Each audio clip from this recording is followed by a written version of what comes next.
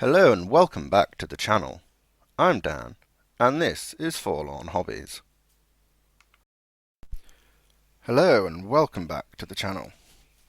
Now, this week's video is a bit of a spontaneous one, as the video I was working on was interrupted by the unexpected snows in the UK, and that kind of put a bit of a dampener on my plans because I did not want to be sitting in my hobby shed in the freezing cold with near minus temperatures.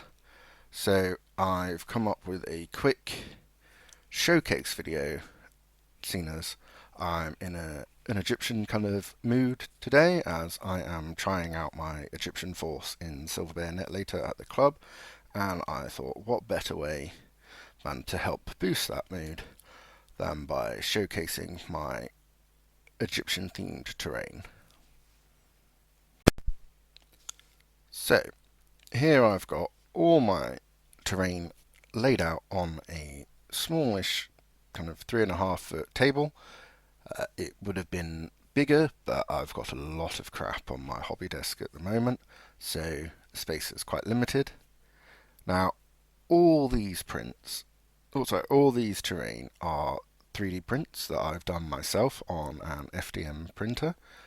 The files I got from a Kickstarter quite a while ago now. I want to say it was like Kingdom of the Dead or Kingdom of Dust or something like that. But this was my first foray into 3D printing, and I'm happy with the results because my technological skills are next to non-existent. So, I mean, I can see there is room for improvement. There's a lot of layer lines, but you do tend to get that with FDM prints.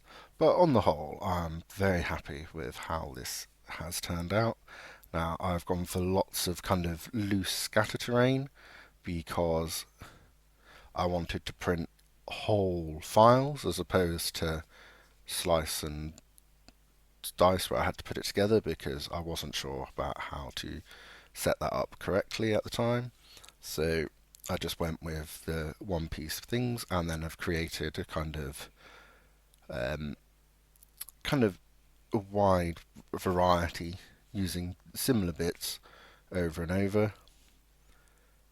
I've used a baseboard which I've cut out and kind of planned where everything's going, so you can see you've got like the smaller statues with the pillars kind of creating a corridor to it, and there is a miniature for size comparison. Now the Sphinx is absolutely massive, but it is my favourite piece because the detail on it is just stunning. And I mean, I wish the pyramids were bigger, but I think if they were bigger, you'd see where the errors in the printing are, because the layer lines are a little bit more easy to see on these, because the excess rubble is kind of broken up on there.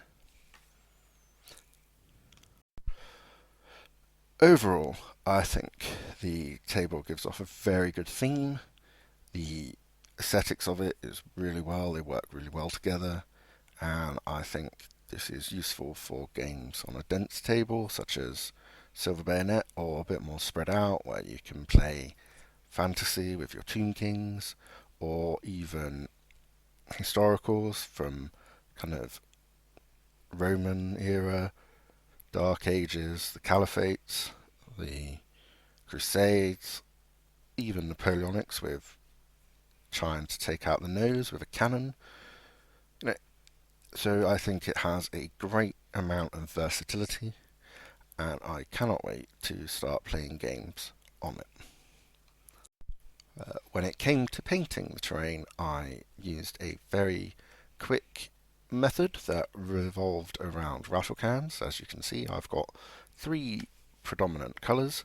First of all, a all over undercoat of Hyrax brown, which is a dark brown which gives great recessed depth, before a heavy Zenithal overspray of desert sand, kind of going with a more dusting effect as opposed to one heavy kind of holding down button, before a final light highlight and dust with white bone.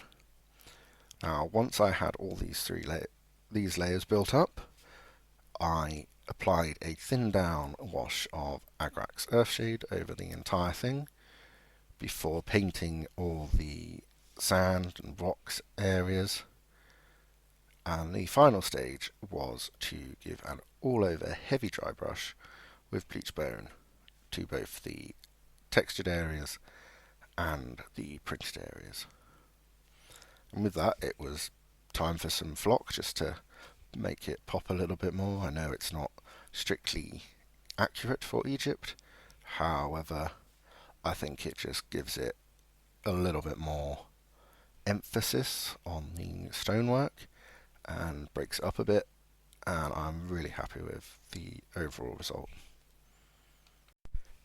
Now, it's just been a quick one this week as it was kind of last minute, but I will be doing a few more videos like this where I showcase old armies or other terrain projects, and we'll start to introduce a couple of terrain reviews, some builds, as we start to prepare for Tim's event in March.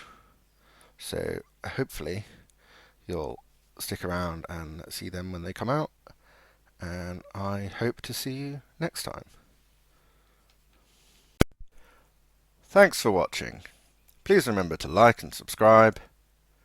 Until next time, enjoy your hobby.